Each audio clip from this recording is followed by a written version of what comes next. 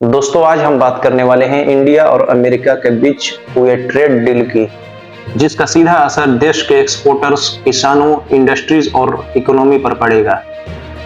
News में आपने सुना होगा कि अमेरिका ने भारतीय सामान पर लगने वाला बहुत ज्यादा टैरिफ कम कर दिया है, लेकिन साथ ही कई सवाल और कंफ्यूजन भी है। आज हम इस डील को बिल्कुल आसान शब्दों में स्टेप बाय स्टेप समझाएंगे। तो चलिए शुरू करते हैं। 2025 के बीच में अमेरिका ने इंडिया से जाने वाले सामान पर बहुत ज्यादा टैरिफ लगा दिया था। पहले 25%, फिर बढ़ाकर 50% तक। इसका मतलब ये हुआ कि जो इंडियन कपड़ा, ज्वेलरी, मशीन पार्ट्स अमेरिका जाते थे वो वहां बहुत महंगे हो गए। इसका नतीजा ये हुआ कि ऑर्डर्स कम हो गए, फैक्ट्रीज पर प्रेशर आया, नौकरी और प्रोडक्शन पर असर पड़ा। अब जो इंडिया और अमेरिका के बीच अभी फिलहाल 2 फरवरी 2026 को बातचीत के बाद एक डील हुई है।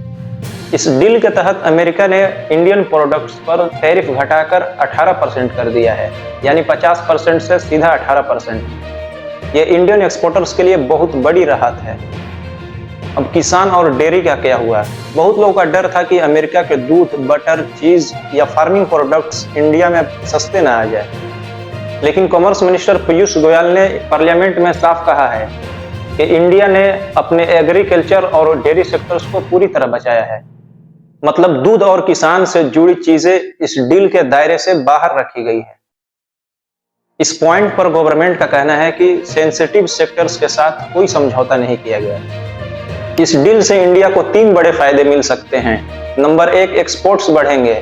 कपड़ा, मैन्युफैक्चरिंग, ज्वेलरीज जैसे सेक्टर्स को बूस्ट मिलेगा। नंबर 2, नौकरी पर असर। ज्यादा एक्सपोर्ट मतलब ज्यादा प्रोडक्शन और ज्यादा रोजगार। नंबर 3, इंडिया सामान सस्ता पड़ेगा अमेरिका में, इससे कंपटीशन में इंडिया आगे रहेगा। फाइनेंस मिनिस्टर निर्मला सीतारामन ने भी कहा है कि यह डील इंडियन एक्सपोर्टर्स के लिए एक बड़ी रिलीफ है। अब अपोजिशन पार्टीज का कहना है कि डील की पूरी डिटेल्स अभी पब्लिक नहीं हुई।